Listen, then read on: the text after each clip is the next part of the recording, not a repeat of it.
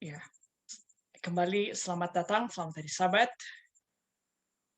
dengan saya Pendeta Ryan Sorensong dari Jemaat Pionir Sario Manado. Saat ini ingin menyambut sahabat-sahabat sekalian dalam 3 waktu yang berbeda di Indonesia, baik Barat, Tengah, dan Timur. Boleh bersama-sama kembali di Sabat ini untuk persatuan dalam pelajaran sekolah Sabat yang telah kita pelajari tentunya sepanjang pekan terakhir. Dengan tujuan bahwa persatuan guru-guru ini ada 3, yaitu untuk dapat mengaplikasikannya dalam pelajaran yang tentunya itu akan didapatkan setelah ini, lalu dibawa di dalam pelajaran sekolah Sabat kita nantinya, di mana sebagai orang-orang muda dapat aktif dalam diskusi, khususnya besok di jemaat masing-masing. Dan tentunya ada dari sahabat-sahabat yang jadi guru-guru sekolah Sabat, ini dapat membantu persiapan untuk memimpin kelasnya besok dengan satu tujuan pelajaran.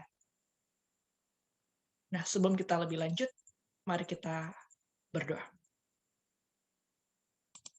Bapa di surga, terima kasih oleh karena kebaikan-Mu.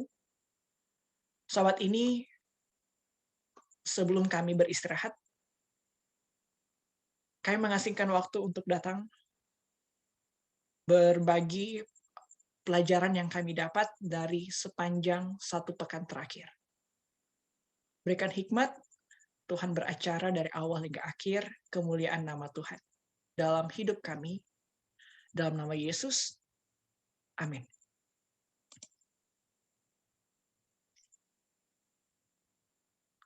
Oke, kita akan segera mulai. Izinkan saya share screen sebentar.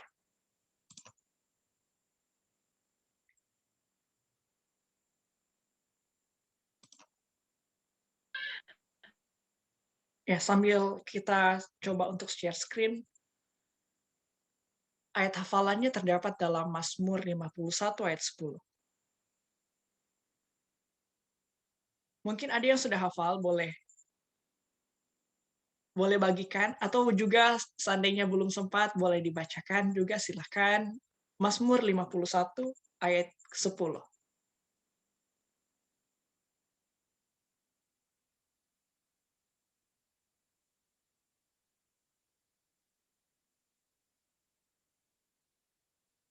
Mungkin ada yang bersedia? Silakan. Mazmur 51 ayat 1. Biarlah aku mendengar kegirangan dan sukacita, biarlah tulang yang kau remukkan bersorak-sorak kembali. Oke, terima kasih. Biarlah aku mendengar kegirangan dan sukacita, biarlah tulang yang kau remukkan bersorak-sorak kembali, mengindikasikan pelajaran kita pada hari ini, berbicara pentingnya sisi lain dari istirahat. Komponen pentingnya salah satu adalah pertobatan. Oke, sebentar ya, 1 menit.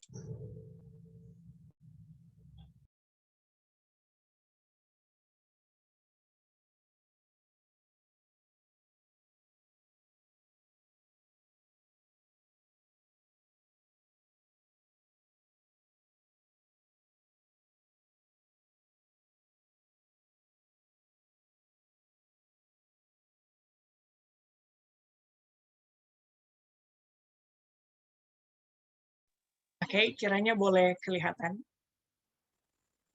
Ini bukan kita yang buat, tapi bisa diakses dari fustero.es. Jadi sudah ada disediakan di sana, sembari kita bersama-sama di sini untuk setidaknya melihat flashback sedikit dari pelajaran kita di beberapa waktu, kurang lebih 6 hari terakhir ini, masuk pelajaran yang keempat, triwulan yang ketiga, tahun 2021. Nah, kembali mengingatkan bahwa terlepas dari pelajaran ini adalah kita bersyukur karena masih boleh menginjak hari ini. Kita masih boleh hidup, kita masih boleh join oleh karena mengetahui pandemi COVID-19 sudah cukup berdampak di lingkungan di mana kita hidup saat ini. Apakah kerabat dan lain sebagainya. Namun kita bersyukur masih boleh bertemu. Dan sekali lagi, satu-satunya tujuan kita adalah kita satu tujuan kepada pelajaran kita, agar supaya ini jadi berkat untuk kita bawa sepanjang hari Sabat, persiapan besok, dan tidak hanya itu adalah juga untuk kehidupan kita di waktu-waktu ke depan. Nah, sama seperti sebelumnya juga, tadi sudah dipersiapkan. Jadi sebelum saya lebih lanjut, mohon kesediaan Brother Hizkia, Brother Pastor Hizkia akan pimpin lagu pujian sebelum kita lebih lanjut. Siap. Silakan. Iya.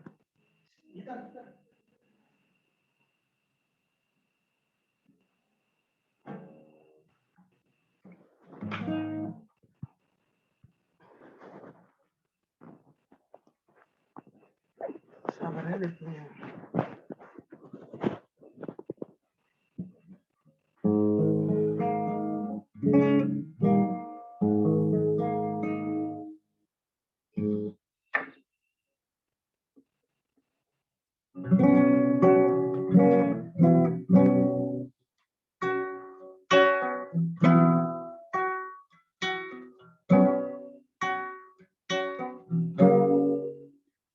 Di tempat yang lebih tinggi, aku rindu mau berdiri.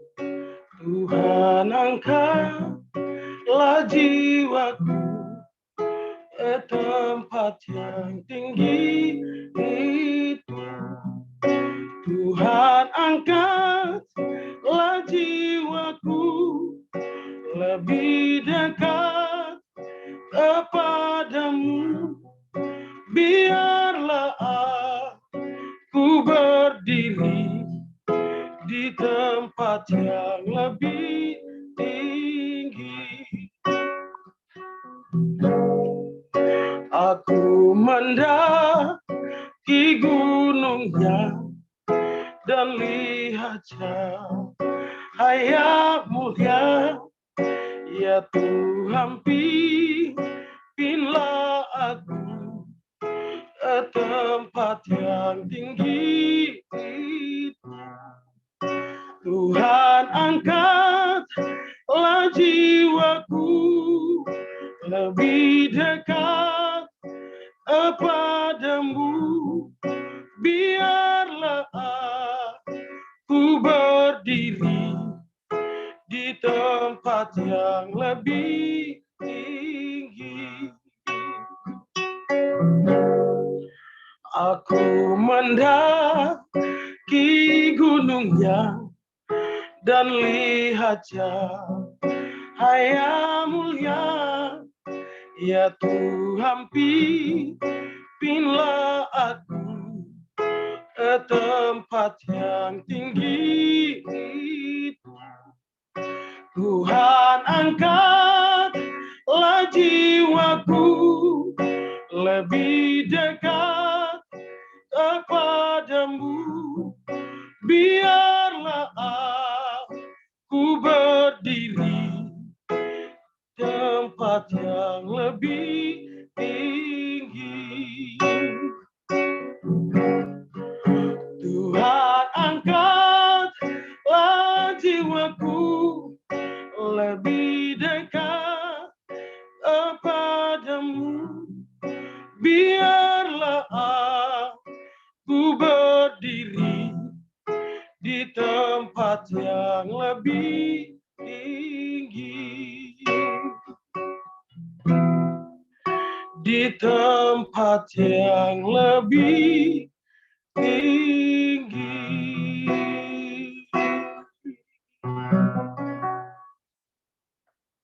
Amen.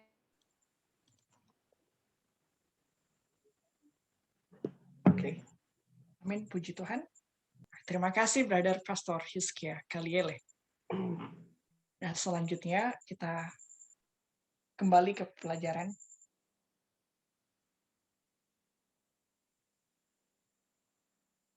Pelajaran ini dimulaikan dengan satu ilustrasi di mana kita kembali diingatkan di awal sekali triwulan ini berlangsung berbicara mengenai beristirahat dalam Kristus, bahwa pentingnya kita untuk menyandarkan segala sesuatunya kepada Tuhan, seperti lagu tadi, di tempat yang lebih tinggi. Bayangkan kita mengalami tantangan, masalah, pergumulan, cobaan, lalu kita pergi naik gunung.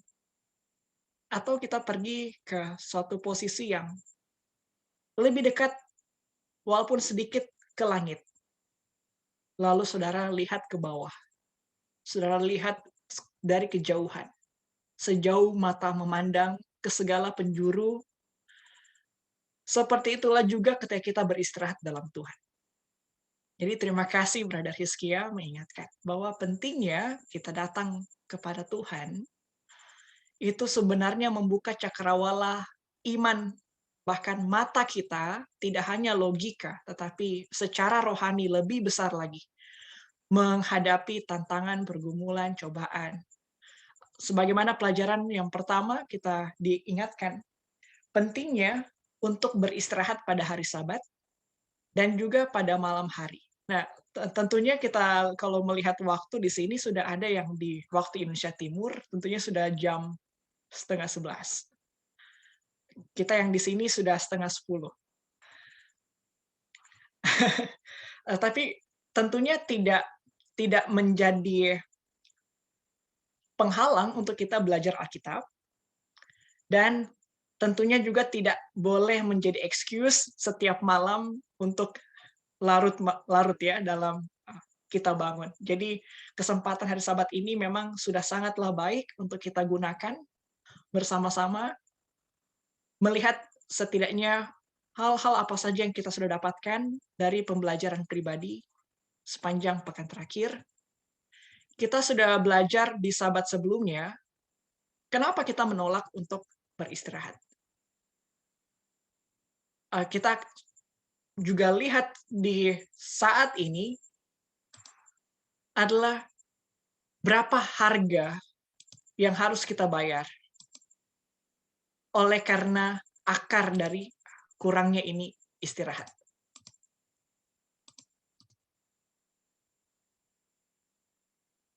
Dan sekali lagi, Sabat ini juga semakin menegaskan harga yang kita bayar adalah dosa. Dan intinya dari pelajaran kita sepanjang pekan ini menegaskan pentingnya pertobatan.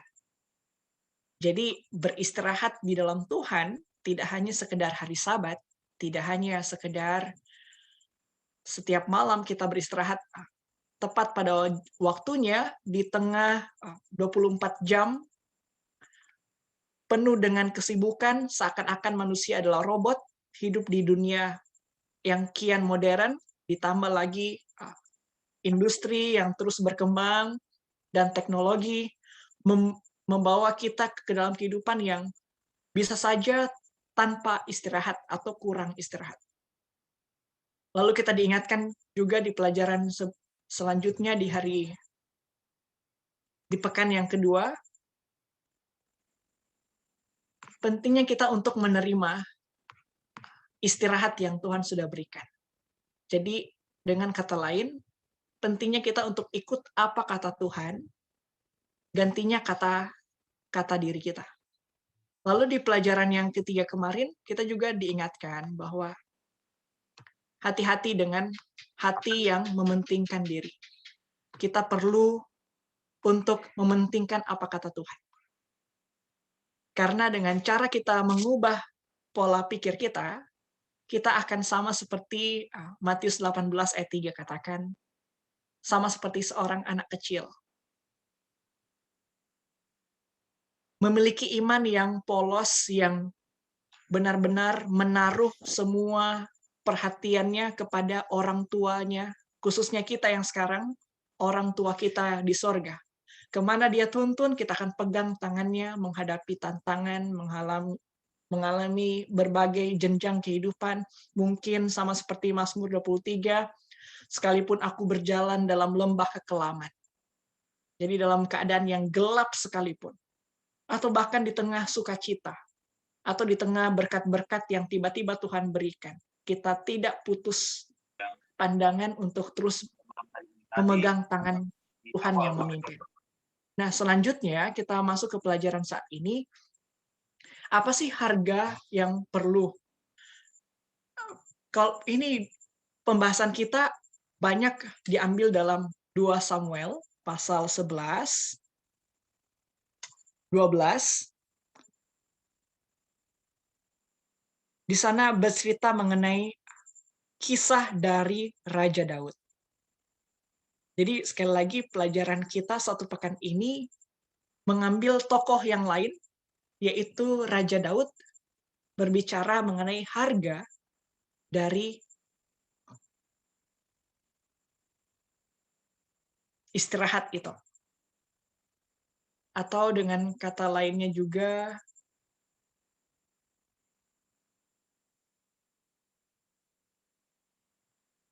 berapa besar sih biaya yang harus dikeluarkan untuk istirahat ini?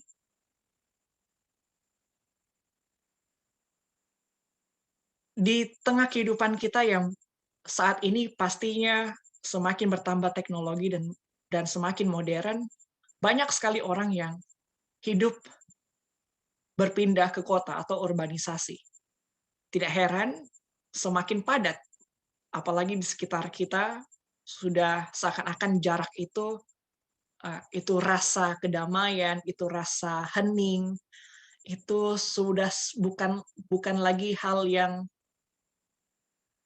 bisa kita dapatkan setiap hari. Atau dengan kata lain, dengan maraknya kesibukan, dengan maraknya segala kehidupan yang serba cepat dan serba dibutuhkan waktu yang banyak di situ, maka tidak heran kita diingatkan kembali dalam 1 triwulan ini pentingnya istirahat. Nah, mari kita flashback sedikit kepada Raja Daud dalam 2 Samuel pasal 11. Setidaknya itu juga mengcover dua hari dalam pelajaran sekolah sahabat kita. Di sana mengingatkan bahwa apa yang terjadi dengan Raja Daud. Singkat cerita, 2 Samuel pasal 11 ayat 1-5, di sana bercerita bahwa sesungguhnya sudah malam, tapi Daud berada di tempat yang tidak seharusnya dia ada di sana. Atau dengan kata lain, tantangan juga tentunya terjadi kepada kita sampai detik ini, bicara kurang tidur. Oleh karena mungkin malam adalah waktu di mana kita punya banyak kesempatan untuk secara pribadi melakukan sesuatu di luar dari tugas tanggung jawab kita dalam bekerja atau berusaha dalam berbisnis dan lain sebagainya. Adalah waktu untuk diri saya selain istirahat. Nah, hal yang sama terjadi kepada Daud dan itu adalah pilihan yang salah. Dan berani juga untuk dikatakan bahwa sahabat-sahabat kita punya pilihan yang salah kalau tidak mengambil kesempatan beristirahat di waktu yang Tuhan sudah berikan, yaitu jam malam. Dan apa yang terjadi? Dia melihat suatu pandangan yang pada akhirnya menjadi pencobaan. Ada istilahnya juga yang lain kalau seandainya ya lagi nongkrong istilahnya, istilah gaulnya, nongkrong atau lagi kumpul-kumpul nih. Apalagi sekarang tidak pun ketemu lewat Zoom, kita bisa berkumpul. Lalu kalau lewat jam 9 ke atas, itu ada istilahnya juga yang lain, ada ungkapan bahwa setengah pikiran itu hilang. Apa maksudnya? Bahwa di jam istirahat, secara jasmani kita juga secara psikologi, tubuh pikiran kita sudah didesain oleh Tuhan sejak Adam dan Hawa bahwa jam istirahat itu adalah memang tubuh ini sudah perlu untuk terbaring atau melepas segala beban yang dibawa sepanjang hari. Dan bayangkan saja, gantinya beristirahat, Daud memilih untuk pergi ke tempat yang bukan tempat istirahat. Dan kita tahu singkat ceritanya, dia mengambil pilihan yang salah.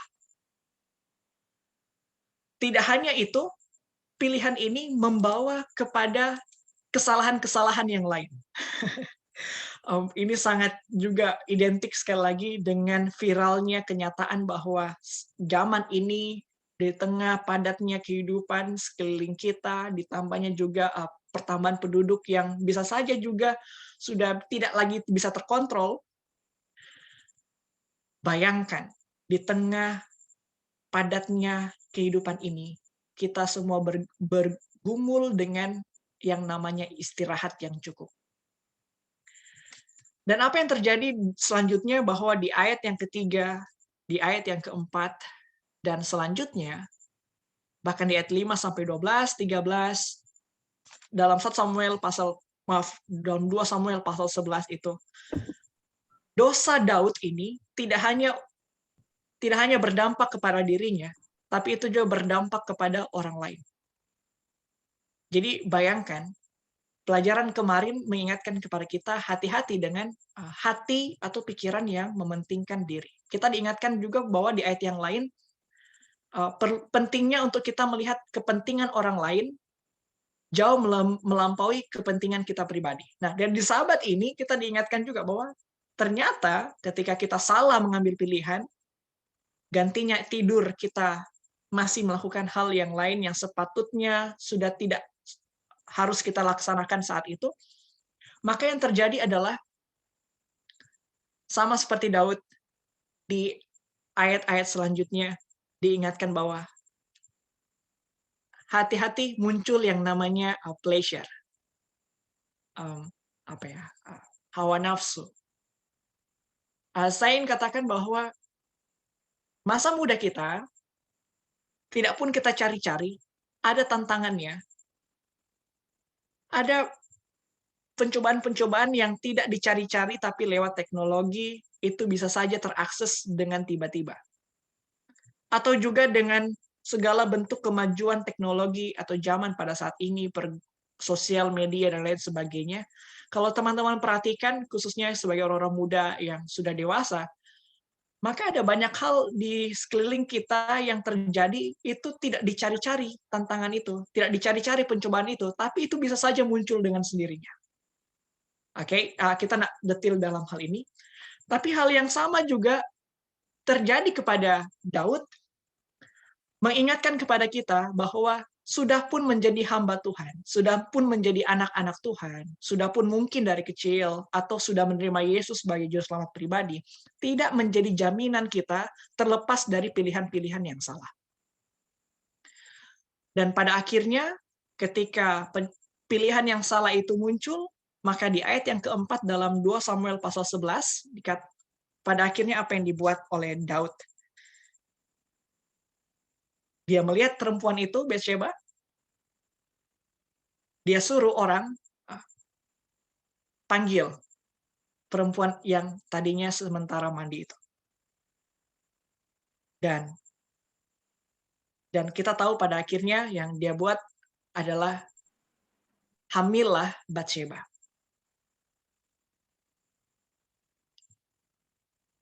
Dan tidak hanya sampai di situ, konsekuensinya di ayat 5-12, maka untuk menutup dosanya, dia mengorbankan orang lain yang setia, yaitu panglimanya sendiri, yaitu Uriah.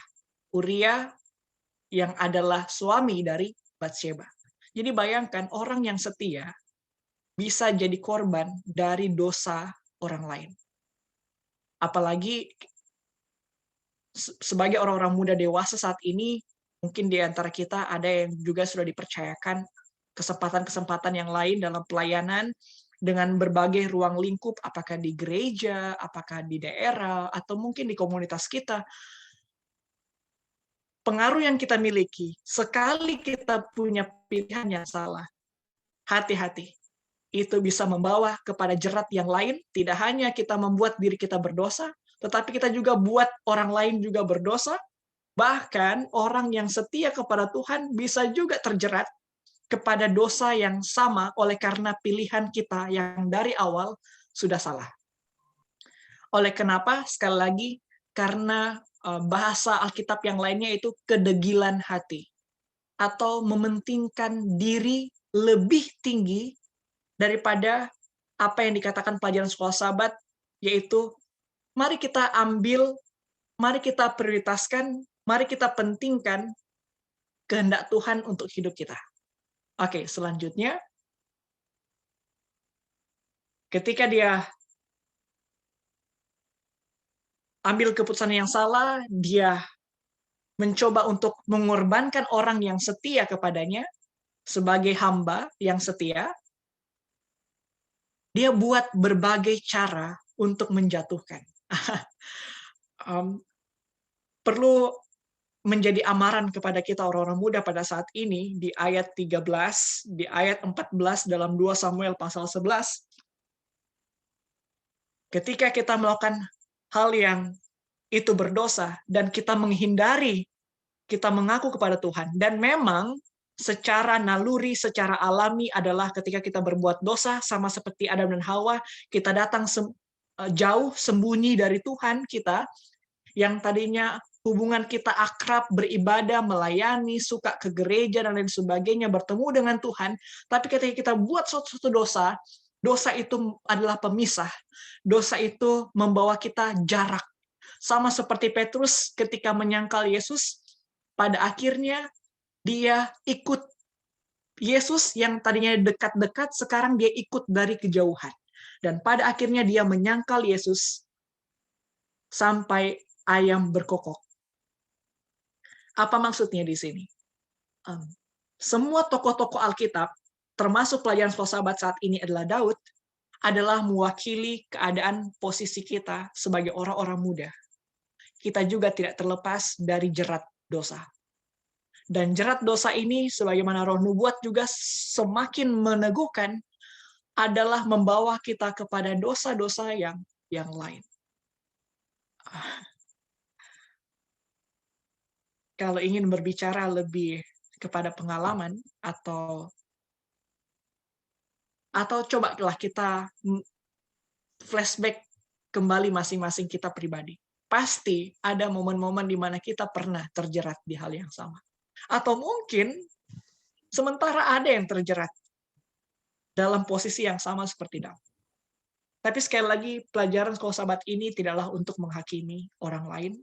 Setiap kali kita mempelajari firman Tuhan lewat sekolah Sabat, lewat renungan pagi, lewat khotbah, lewat ibadah, dan lain sebagainya seperti saat ini, mari kita selalu fokus. Ini adalah teguran untuk saya pribadi. Tidak untuk, bukanlah saya bilang, ini cocok untuk pasangan saya, ini cocok untuk anak saya, ini cocok untuk kakak adik saya. Tidak. Tapi sekali lagi, atau walaupun kita sudah pernah lewati itu, sekarang sudah tidak lagi, puji Tuhan, tapi marilah ini menjadi peringatan, menjadi amaran, amanat kepada kita orang-orang muda, bahwa hati-hati ketika sejak mengambil pilihan yang salah, pertama kalinya, yang termasuk itu adalah berbicara istirahat. Kita belajar sebelumnya bahwa oleh karena kurang istirahat, kita mudah untuk gelisah, kita mudah untuk khawatir, kita mudah untuk marah, kita mudah untuk terpicu melakukan yang tidak menyenangkan kepada orang lain yang di sekitar kita. Lihat itu sepertinya sombong atau lain sebagainya. Hati-hati, sekali lagi, di sini menegaskan bahwa bukanlah perkara yang kecil ketika kita pertama kali baru mulai suatu pilihan yang salah. Karena sekali lagi, akar-akarnya seperti pelajaran yang sebelumnya, itu akan membawa kita kepada sahabat-sahabat dari pilihan yang salah itu. Tidak heran, di sisi lain juga bicara masa muda sangat identik dengan pelajaran ini, yaitu kita banyak pergaulan. Kita banyak bertemu dengan siapa saja.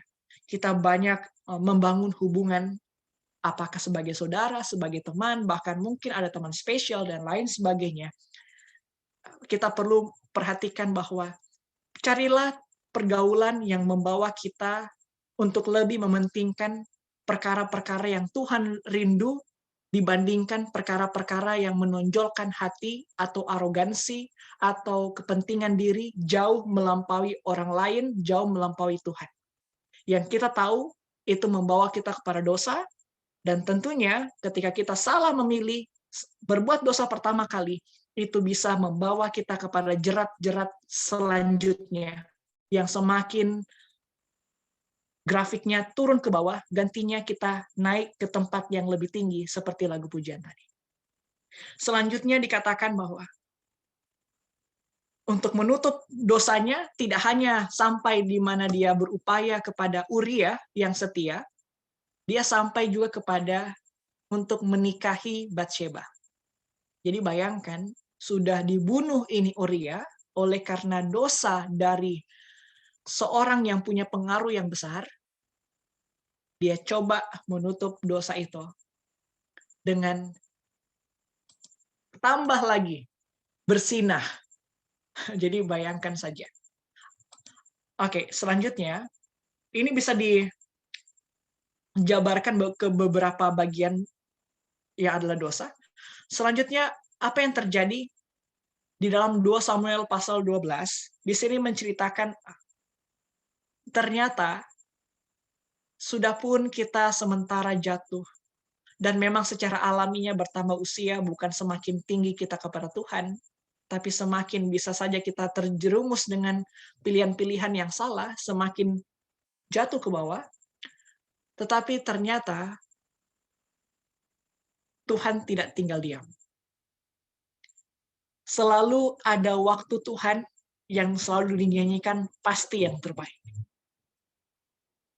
Di masa-masa di mana kita mengalami penurunan rohani, atau mungkin itu juga berdampak kepada kinerja kita melayani Tuhan, atau itu membawa juga kepada kalau orang tidak hargai saya sudah mulai lemah melayani. Di saat-saat di mana kita punya momen yang sudah mulai akan turun, bahkan jadi turun drastis, ternyata Tuhan punya momen di mana Dia akan datang melalui orang yang, apakah itu orang yang kita kenal, apakah itu orang yang kita segani, apakah itu orang tua kita, orang tua rohani kah, atau teman rohani di gereja, atau bahkan orang asing sekalipun yang tidak pernah kita lihat di gereja. Tuhan bisa menggunakan siapa saja untuk mengingatkan kembali kepada kita ada di mana posisi kita saat ini. Seringkali oleh karena kurang istirahat, maka kita tidak menyadari, tidak bisa memegang kontrol yang baik sepenuhnya atas kendali diri kita. Dan kita tahu juga di sisi lain ilustrasi yang sama kepada orang yang kurang istirahat, lalu dia mengemudikan motor atau mobil di jarak yang cukup jauh. Maka hal yang sama juga terjadi kepada kita saat kita mulai tidak lagi beristirahat dengan cukup, lalu mulai mengambil pilihan yang salah. Tuhan ambil kesempatan di mana Dia menggunakan nabinya, yaitu Nathan dalam ayat 13, untuk datang menegur kepada Raja Daud. Singkat cerita, yang ingin menjadi aplikasi di malam ini adalah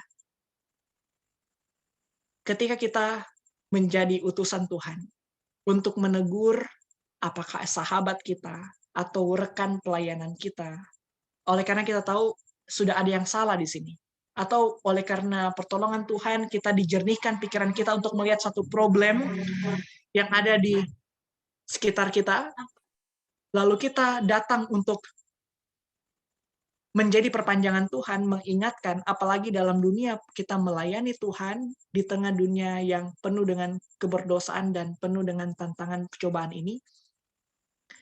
Apa yang digunakan oleh Nathan adalah dia menggunakan sama seperti cara Yesus menegur umat-umat pada waktu dia ada di dunia ini. yaitu melalui perumpamaan. Dan kita tahu Nathan menggunakan perumpamaan di mana ada seorang kaya punya lembu banyak. Lalu ada orang miskin, dia punya cuma satu, dan itu dia sayang-sayang. Dan ketika yang punya banyak ini, dia buat pesta, oleh karena banyak tamu, dia sangat menyayangkan yang dia miliki, dia ambil satu binatang yang menjadi satu-satunya peliharaan dari orang yang miskin. Dan Daud ditegur dan Daud sadar ketika dia marah dengan perlakuan dalam ilustrasi itu, Nathan menunjukkan, itu adalah engkau. Seringkali kita bisa saja dihakimi atau menghakimi orang lain langsung to the point. Atau juga karena sudah saking dekatnya, langsung bicara blak-blakan. Tapi sekali lagi, kepada siapapun, apakah orang dekat, orang gereja, atau orang tidak pernah kita kenal, cara pendekatan kita untuk menegur atau menasihati orang lain dengan perumpamaan, apalagi sama-sama keluarga besar dalam Tuhan, apakah dia lebih muda atau lebih tua, mari ambil contoh untuk menggunakan perumpamaan sebelum kita menegur orang lain. Atau dengan kata lain, kita menegur secara tidak langsung, untuk pada akhirnya itu membawa kepada dia sadar akan dosanya. Tentunya juga sebelum kita menegur orang lain, sebagaimana sekolah sahabat saat ini, kita ditegur oleh firman Tuhan. Dan ketika saya, sahabat-sahabat sekalian PAGN, kita ditegur oleh Tuhan, maka itu akan membawa kepada kita tidak hanya berdiam diri, tetapi akan rindu untuk menjadi agen-agen sama seperti Nathan yang digunakan Tuhan untuk mengingatkan rekan-rekan atau orang lain atau siapa saja yang Tuhan izinkan dalam kehidupan kita. Dan tentunya kepada orang-orang yang kita bisa pengaruhi. Apakah itu adik-adik kita atau yang di gereja kita atau teman-teman kita di sekolah sahabat dan lain sebagainya. Oke, selanjutnya kita masuk ke bagian yang berikut. Lalu apa yang terjadi atau apa akibat dari dosa ini?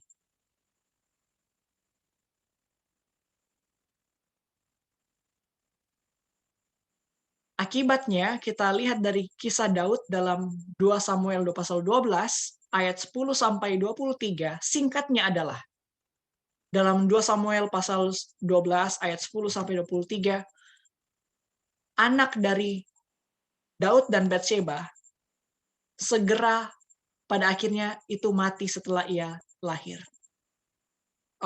Tidak selalu menjadi konsekuensi ketika kita berbuat dosa, apalagi di sini dalam hal ini katanya berzina, lalu akibat dari dosa itu hamil, lalu meninggal. Tidak selamanya begitu. Tetapi akibat dosa pasti ada.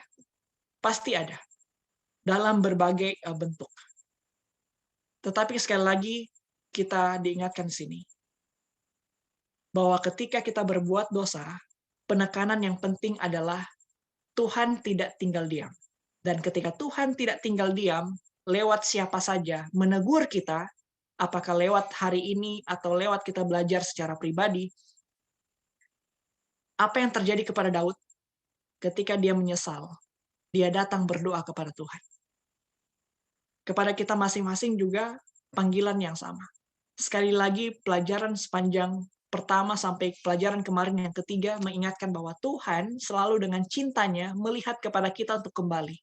Jadi ada bahasa-bahasa yang saya percaya sekarang kita sudah tidak lagi yang di sini. Ada bahasa-bahasa seperti, aduh aku sudah terlalu berdosa, sudah tidak ada kesempatan. Kepada kita yang belajar sampai pelajaran keempat ini, kita semakin ditegaskan bahwa Tuhan tidak tinggal diam. Bahkan Tuhan rindu untuk kita datang kepadanya. Jadi sekali lagi, jika Daud bisa berdoa kepada Tuhan untuk meminta pertolongan dan pengampunan, tentu kita juga bisa seberapapun dosa yang kita sudah buat. Dan apa yang terjadi? Oke, sudah akan segera habis. Dalam Mazmur 51 ayat 7 sampai 12 di sana mengingatkan bahwa Tuhan akan memberikan kita sukacita yang lebih dari sekedar pilihan yang salah itu tawarkan. Ketika kita mengaku, kita berdoa, minta pengampunan kepada Tuhan, maka Tuhan akan berikan kepada kita sukacita bebas dari dosa, jauh melampaui pilihan yang salah yang kita buat. Atau bahasa orang awam adalah kita bisa belajar dari kesalahan. Benar. Tapi di saat yang sama ketika kita datang kepada Tuhan, lebih dari sekedar dengan kemampuan kita pribadi, maka ada sukacita yang jauh melampaui dari sekedar kita belajar dari kesalahan, yaitu Tuhan mengampuni kita dan menyelamatkan kita bebas dari dosa. Dan itulah jaminan yang jauh lebih besar daripada sekedar kita merasa bahwa saya sanggup dengan diri saya belajar dari kesalahan dan bangkit kembali. Jadi bersyukur sebagai anak Tuhan, kita bisa belajar bahwa punya Tuhan yang memberikan kita jaminan jauh lebih besar sukacitanya daripada sekedar dengan kemampuan kita untuk bebas dari kesalahan yang sudah kita buat. Dan di bagian yang terakhir, dalam Mazmur 51, ayat yang ke-13 sampai 19, Mazmur 51 ayat 13 sampai 19, Tuhan, Dia akan membuat kita lahir kembali. Tuhan akan menjadikan kita memiliki hidup yang baru. Atau bagi kita yang sudah menerima Yesus sebagai selamat pribadi, kita pasti juga pernah akhirnya jatuh kembali, kita buat dosa, kita buat pilihan yang salah. Tapi setiap harinya, seperti sahabat ini, seperti kita dalam persatuan sekolah sahabat saat ini, Tuhan mengundang kita untuk kembali bertobat secara rohani. Tidak harus dibaptis kembali di dalam air, tapi mari kita baptis rohani setiap kali kita ditegur oleh firman Tuhan. Dan itu akan membawa kepada kita tidak tinggal diam, kita akan rindu jadi Nathan-Nathan yang lainnya, yang ingin mengingatkan kepada orang lain, jangan sampai kita jatuh kepada kejatuhan yang sama. Dan tentunya di saat bersamaan juga kita diingatkan, kita pasti akan jadi agen-agen di mana sama seperti cerita Daud. Ini memberikan kita keberanian untuk berbalik dari dosa, berbalik kepada hukum Allah. Jadi panggilan kepada kita saat ini, panggilan juga di sekolah sahabat kita nantinya, cerita Daud memberikan kepada kita keberanian untuk kembali dari dosa kita, kembali kepada hukum Allah. Kiranya Tuhan memberkati kita semua, dan mari kita ikuti puisi yang akan diberikan oleh Kak Nyong Brian.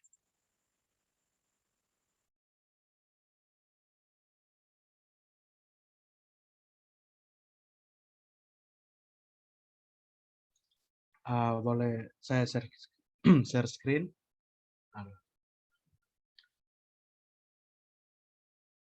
Apakah sudah boleh, host?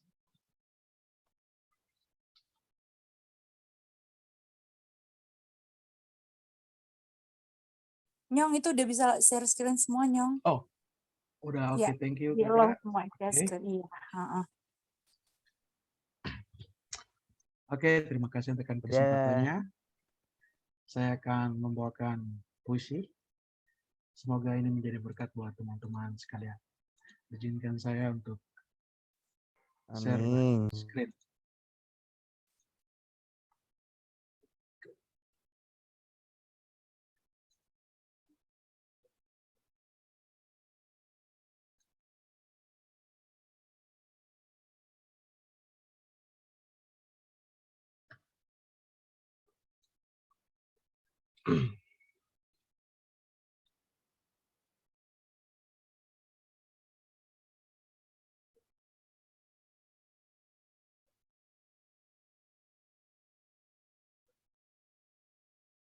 Oke, sudah muncul musik.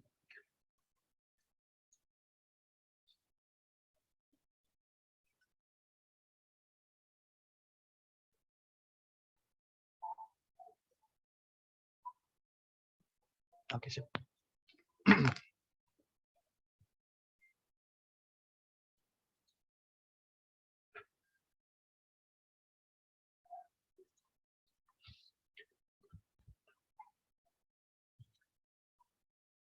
Jadikanlah hatiku tahir ya Allah, dan perbaharuilah batinku dengan roh yang teguh di tanah kelahiran kita saat ini. Manusia tak lagi merasakan ketenangan dan kedamaian. Bahkan, cari sedikit saja tidak lagi mudah, walau banyak orang siap bayar untuk mendapatkannya. Banyak perlengkapan, istirahat disediakan, hanya untuk ketenangan diri. Dosa telah mengambil semuanya, ketenangan, rasa kedamaian, kegelisahan di mana-mana, memenuhi bumi kita, tak lagi mampu membedakan ketenangan yang sejati dan juga ketenangan yang palsu. Kita sadar ketidakmampuan kita untuk bawa perhentian sejati ke hati kita. Ketenangan hanya di dalam Tuhan. Tidak ada yang lain. Kita pelajari bagaimana temukan harga sesungguhnya dari istirahat Tuhan. Ya, dosa telah mengambil istirahat kita. Untuk dapat kembali, butuh biaya mahal, yaitu pertobatan. Sebagaimana kisah dosa dan pertobatan Daud, contoh dari proses ini. Raja Daud gelisah di istananya, seharusnya berada di medan perang.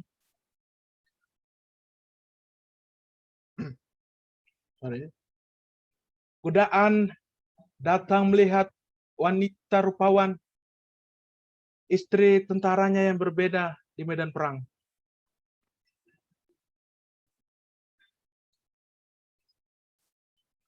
Daud sadar akan dosa keji perlakuannya. Kehadiran Tuhan, dia datang bertobat. Patah hati, sang raja tersungkur. Dalam pengakuannya menyakitkan, pertobatan yang dalam, murni dan tulus untuk satu hati yang hancur. Allah mendengar tangisan permohonannya. Allah mendengar tangisan permohonan kita. Dan Tuhan memberikan pengampunan tanpa menunggu. Namun pengampunan tak dihindari konsekuensi dosa. Konsekuensi tragis menimpa hidup selanjutnya. Raja Daud paham anugerah Tuhan untuk berikan kedamaian dan menutupi dosanya. Raja Daud dapat istirahat hati nurani yang bermasalah. Satu-satunya yang dapat membasuh dosa dan berikan kedamaian hanyalah juru selamat. Setelah akui dosa, Daud lakukan pengorbanan dan akui kuasa pengorbanan untuk hapuskan dosa-dosanya, juga minta sukacita dan kegembiraan. Melalui kehadirannya di kabah Tuhan, Raja Daud sadari perlunya bergantung kepada Tuhan dan dapatkan bimbingan Roh Tuhan. Karena sadari kemenangan dan istirahat yang benar hanya dari Tuhan, bagi gelas dan mangkuk kaca jika kita jatuh berantakan, mungkin dibuang saja, sukar untuk dibentuk kembali. Tapi saat dosa diampuni, pengampunan Tuhan beri kekuatan baru. Kembali untuk hati yang dibaharui. Penyesalan dosa jadi pujian bagi Allah. Jadi cahaya yang dapat dilihat orang. Raja Daud sadari dia telah diampuni, walau akibat dosa besar dialaminya. Raja Daud percaya Yesus akan datang. Beri pengampunannya. Pertobatan Daud begitu dalam dan tidak cari alasan akan perbuatannya. tidak ingin lepaskan dirinya dari konsekuensi dosa. Dosa bagi sebidang pedang bermata dua, bukan saja bawa perasaan bersalah dan kutukan, juga keadaan tanpa harapan dan putus asa. Jangan biarkan dosa kuasai ruang hati dan pikiran yang akan giring ke dalam jeratnya. Belajar dari Raja Daud. Lihat dosanya di luar biasa. Mohon pengampunan dan mohon penyucian dirinya. Dengan rendah hati, tak malu akui dosanya. Lakukan pertobatan yang sesungguhnya. Hati kita terjamah oleh pengakuan yang ikhlas. Jika ada dosa dalam hidupmu, hai kawan, Kristus rindu untuk kita datang kepadanya. Sebagaimana adanya kita. Datang dengan hati, jujur, tak buat dalih. Kristus tak buang atau tak tolak siapapun yang mau datang padanya dan berserah. Seperti Raja Daud, kita pun akan dapat pengampunannya, pengampunan kasih daripada Kristus Allah kita. Again. Thank you.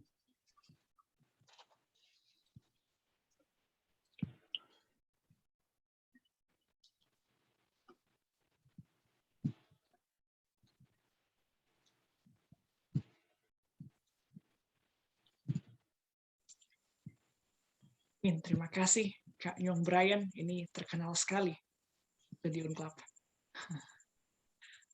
Selanjutnya, silakan untuk diskusi tambahan dari sahabat-sahabat audiens ataupun juga pertanyaan. Silakan.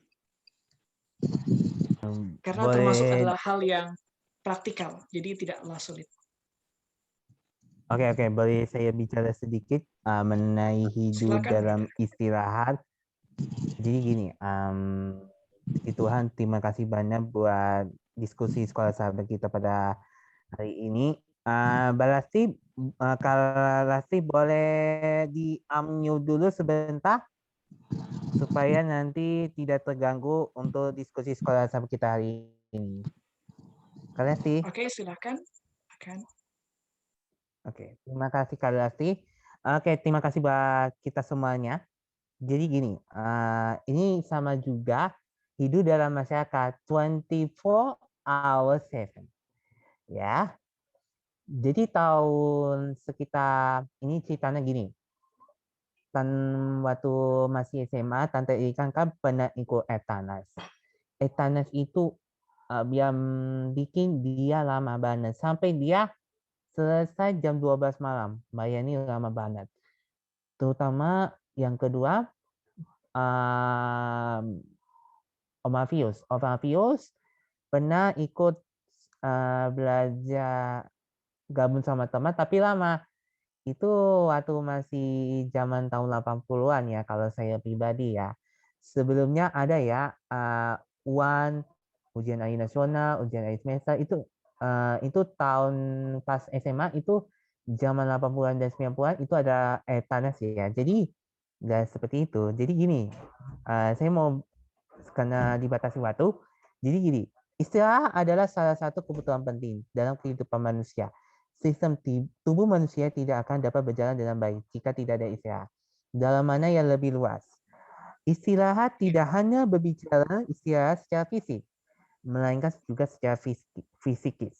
Dalam mana yang lebih luas ini, hiburan dapat dimasukkan sebagai aktivitas untuk beristirahat. Sayangnya, keinginan untuk memenuhi kebutuhan istirahat seringkali justru membuat banyak orang harus undur dari gereja atau pekerjaan Tuhan. Oh my God. Kelelahan atau tekanan yang sedang dialami seringkali juga digunakan sebagai pembenaran untuk sejenak untuk tidak berdoa atau ibadah.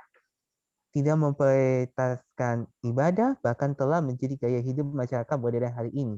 Ada banyak gereja bahkan terpaksa mengubah jam ibadahnya supaya memberi waktu untuk jemaatnya istirahat. Ada beberapa gereja juga memangkas waktu ibadahnya di hari Minggu supaya lebih singkat supaya jemaat tetap dapat istirahat di hari Minggu. Contohnya gini, aku pernah lihat YouTube acara Carry Your Candle.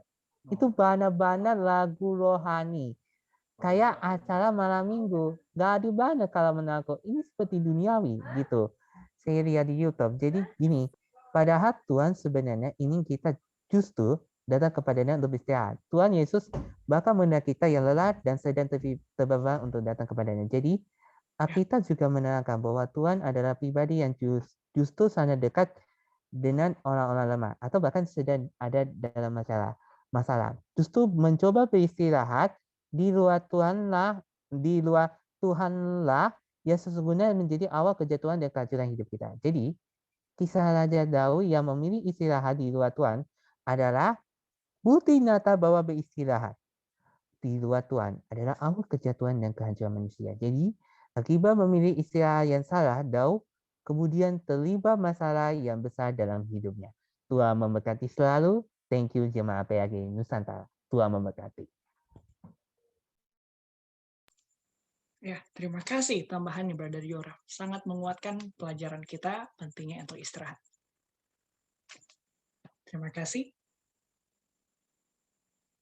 Selanjutnya ada pertanyaan juga dari Sister Melissa. Bagaimana dengan yang lagi kuliah nih, contoh kasusnya. Jadi mau tidak mau perlu waktu, termasuk bisa saja mengorbankan jam istirahat. Baik penelitian medis ataupun juga roh nubuat, kita nggak bisa katakan halamannya berapa di buku mana. Tapi kalau bicara medical Ministry of Healing dan juga amal kepada orang muda ada, mengingatkan kepada kita pentingnya kalau jam istirahat, ambil kesempatan sedapat mungkin beristirahat. Dan kalau mau belajar, alangkah baik lanjut pada pagi hari atau esok hari. Jadi sekali lagi, mana lebih benefit maksimal ya? Tentu kalau kita hidup di dunia teknologi saat ini, kebebasan untuk kita mengatur waktu itu luar biasa. Malam bisa jadi pagi, pagi bisa jadi malam. Tapi kalau kita mau ikut perintah Tuhan, maka sudah jelas. Malam, alangkah baik sedapat mungkin kita mempersiapkan diri beristirahat, dan sisanya lanjut di esok harinya. Akan lebih bermanfaat untuk kita bangun sama seperti Yesus pada waktu pagi-pagi benar. Ada kesempatan kita untuk renungan pagi, kita kuat jiwa kita kuat mental kita untuk renungan dengan Tuhan, dengar apa kata Tuhan. Setelah itu kita lanjut dengan masih ada banyaknya waktu kita gunakan untuk belajar. Walaupun mungkin juga di sisi lain ada yang sudah kebiasaan kan. Jadi dengan kata lain jadi lebih semangat, jadi lebih kuat itu ketika malam baru belajar. Tapi sekali lagi kalau seandainya sama seperti ini, kita bisa saja usulan juga ke PAGN. Who knows, kita buat subuh-subuh untuk persatuan diskusi sekolah sahabat jika melihat waktu sudah jam istirahat. Karena ini juga mengingatkan kepada kita pribadi juga secara bahwa pentingnya kita untuk mengambil waktu sedapat mungkin cukup dalam beristirahat dalam waktu malam yang Tuhan sudah berikan. Jadi sekali lagi ini tidak untuk menyerang ya, tapi ini mengembalikan kepada citra Tuhan lewat pelajaran sekolah sahabat bahwa pentingnya kita sedemikian rupa untuk menghargai waktu yang Tuhan sudah berikan dari sejak pelajaran pertama hari Sabat dan juga jam malam atau jam istirahat kita. Nah, di sisi lain juga kalau bicara dunia medis, ada juga yang diingatkan kepada kita sama seperti tidak hanya anak kuliah, ada yang mesti malam itu dia kerja seperti keperawatan. Ada shift untuk melayani di jam-jam istirahat. Ya kan? Atau juga jaga malam. Kalau di Universitas Kelabat namanya Jamal, jaga malam. Ya, ada juga yang beberapa pekerjaan yang harus standby kalau terjadi apa-apa, seperti pemadam pembakaran, polisi, dan lain sebagainya, ada shift-shift yang itu jamnya malam. Nah, tentunya itu tidak menggantikan kita untuk tidak beristirahat. Perlu ada pengganti atau jam istirahat dari yang seharusnya. Jadi kalau kita sudah jam malam itu perlu istirahat, lalu tidak istirahat, maka perlu ada namanya menggantikan jam istirahat itu, kita cari jam istirahat lain. Atau di sisi lain, kalau seandainya sudah berencana untuk tidak tidur di malam itu oleh karena memang tugas yang tidak bisa kita hindari, seperti melayani di shift-shift tadi yang saya sudah katakan, maka alangkah baik juga ambil kesempatan untuk beristirahat di waktu siang. Jadi ada ambil waktu sejenak untuk diistirahat waktu siang agar supaya benar-benar kita siap secara mental kita, sembari kita pola hidup dan lain sebagainya untuk siap di shift-shift yang memang itu juga pastinya secara pribadi dan juga kalau bicara working policy, apalagi anak kuliah, kita perlu belajar seperti working policy dari apakah itu keperawatan dan lain sebagainya, bahwa itu tidak setiap malam dia harus shift bangun. Oke. Mungkin di sini ada tambahan sebelum kita lebih lanjut. Brother Paulus Tampu Bolon, silakan. Baik, terima kasih. Selamat malam, sahabat. Selamat, sahabat. Iya, kalau kita melihat pelajaran sahabat kita 1 minggu ini bukan hanya membahas karena kurang tidur malam, tetapi akibat dari seorang Raja Daud yang tidak tidur malam, tidak tidur teratur lah kita bilang bahasa sehari-harinya. Sehingga akhirnya dia keluar. Ya, dia kemana-kemana, pola pikirnya jadi kemana-kemana, akhirnya terjadilah dosa itu. Tetapi bukan hanya sampai sebatas di situ, melainkan adalah dia setelah melakukan dosa itu, dia sadar, ditegur oleh Nabi Nathan, dan dia bertobat. Dan dia bangkit kembali. Jadi perlu kita pahami secara lebih jelas bahwa istirahat, harga dari sebuah istirahat ini bukan cuma hanya istirahat secara fisik, tetapi juga satu sekolah sahabat 1 minggu ini membahas istirahat secara rohani. Bagaimana iman kita yang tadinya sudah lelah, capek karena berdosa, karena kita sudah jatuh dalam dosa, Tuhan mau kembali kepada Dia disempurnakan dengan cara istirahat rohani, yaitu kembali kepada Tuhan. Sehingga kita di sini sebagai seorang umat Kristen, tentunya bersandar teguh kepada Kristus itu lebih penting, beristirahat itu lebih penting di dalam Kristus, maka ketenangan secara hal rohani kita bisa dapatkan.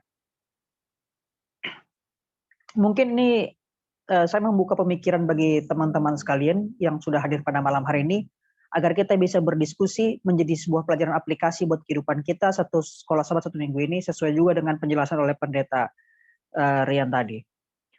Bagaimanakah cara kita sekarang sebagai orang-orang muda menyadari bahwa kita ini perlu untuk beristirahat dalam Kristus karena kita sudah berdosa. Dalam arti kita di sini mau sadar, wih saya ini sudah berdosa, saya harus bangkit. Nah tapi kita ini terasa nggak sadar, gara-gara kita sibuk kerja, sibuk kuliah, sibuk cari duit, apalagi sekarang lagi COVID, sibuk gara-gara ketakutan. Jadi bagaimana cara kita sekarang agar sadar bahwa kita perlu beristirahat di dalam Kristus untuk bergantung kepada Dia, menyadari bahwa kita sudah berdosa. Boleh kita diskusikan menjadi pelajaran aplikasi kita pada 1 minggu ini. Tuhan berkati. Amin. Terima kasih. Sangat menguatkan pelajaran kita. Silakan mungkin ada tambahan dari sahabat-sahabat lainnya. Atau juga pertanyaan yang mungkin tidak sempat di-cover dalam pembahasan kita malam ini, sehubungan dengan pelajaran.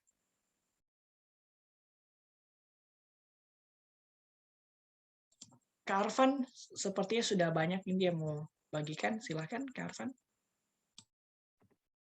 Oke, baik. Terima kasih sahabatku Pendeta Rian Sorengsong yang sudah membuka akan pelajaran kita pada sahabat ini, khususnya pelajaran ketiga, di mana pelajaran ini dapat membuat kita lebih mengerti arti dari istirahat. Oke, tapi saya tertarik menjawab dari pertanyaan sahabat kita Melisa Leasiwal ya. Bagaimana kalau kita deadline tugas ya dan harus diselesaikan besok, kira-kira begitu ya. Ya, kalau baik pengalaman, saya pernah juga menjadi mahasiswa, di mana tugas seperti ini, apalagi skripsi. Kalau dulu saya FS, feasibility study, di mana mengharuskan tingkat terakhir untuk dapat menyelesaikan akan buku tersebut jika ingin tamat. Nah, memang seperti yang Pretarian tadi sampaikan juga, bagaimana dengan polisi yang dimana diwajibkan oleh pemerintah untuk mereka jaga malam, baik juga nurse, perawat, dokter juga, ya biasa dokter muda, mereka kalau baru tamat harus shift malam. Nah, bagaimana dengan itu ya? Kira-kira mirip-mirip ya pertanyaannya. Saya sangat sependapat dengan Pretarian tadi bahwa ketika memang kita pakai waktu kita istirahat, ya, yang seharusnya istirahat jadikan untuk kerja, maka seperti disampaikan tadi bahwa ada hari, ada waktu untuk menggantinya. Kalau kita baca dalam 1 Korintus 14 ya, ayat 40, di situ dikatakan, tetapi segala sesuatu yang berlangsung harus berlangsung dengan sopan dan teratur. Nah, Alkitab juga menyarankan kita untuk melakukan segala sesuatunya dengan teratur. Ada time, waktu yang Tuhan sudah berikan. Ya, segayanya malam itu diciptakan untuk kita istirahat. Dan itulah ekosistem yang ada di dalam tubuh kita. Ini Tuhan sudah rancang dengan baik. Ya, bahkan ahli kedokteran pun juga mengatakan jam yang sehat itu adalah ketika kita tidur jam 10 sampai jam 2. Ya, makanya kalau kita lihat orang-orang tua kita, nenek kita, jam 3 itu mereka sudah di pasar karena karena itulah tidur yang baik dan mereka memiliki panjang yang umur yang sangat baik. Nah, kalau kita hitung bandingkan dengan orang-orang yang begadang dan sebagainya, ya mukanya akan terlihat sangat pucat, layu dan sebagainya. Makanya inilah sistem, ya Tuhan itu selalu menciptakan sesuatu dengan sistem yang baik. Ada sistem yang Dia rancang yang diinginkan oleh kita semua untuk kita dapat berbuat atau kita dapat lakukan sesuai dengan apa yang Tuhan rencanakan. Nah, dengan itu ya sahabatku siapa tadi, si Melisa ya, yang saya percaya mungkin masih kuliah, gunakan waktu malam itu untuk kita istirahat. Saya pikir kita bisa lakukannya di siang hari dan sebagainya. Biasanya terkendala karena kita selalu menunda-nunda. Saya pernah juga mengalami atau melakukan sesuatu seperti itu, menunda-nunda sesuatu yang bisa saya lakukan hari ini, saya tunda besok-besok, akhirnya deadline harus diselesaikan, maka kita forces di malam hari. Tapi saya ingin sampaikan ya, percayalah kalau kita lakukan dengan teratur, dengan baik, maka deadline yang mungkin akan segera itu bisa on time dengan waktu yang sudah diberikan. Dan ya sebagai firman tadi sampaikan bahwa kita lakukanlah dengan teratur dengan baik. Nah, mengenai pelajaran kita pada sahabat ini ya, mengenai harga dari istirahat. Kalau kita lihat dari pelajaran-pelajaran pertama, kedua dan ketiga, bahkan juga penulis sekolah sahabat menuliskan di awalan dari sekolah sahabat kita ini bahwa istirahat ini mengarah kepada keselamatan.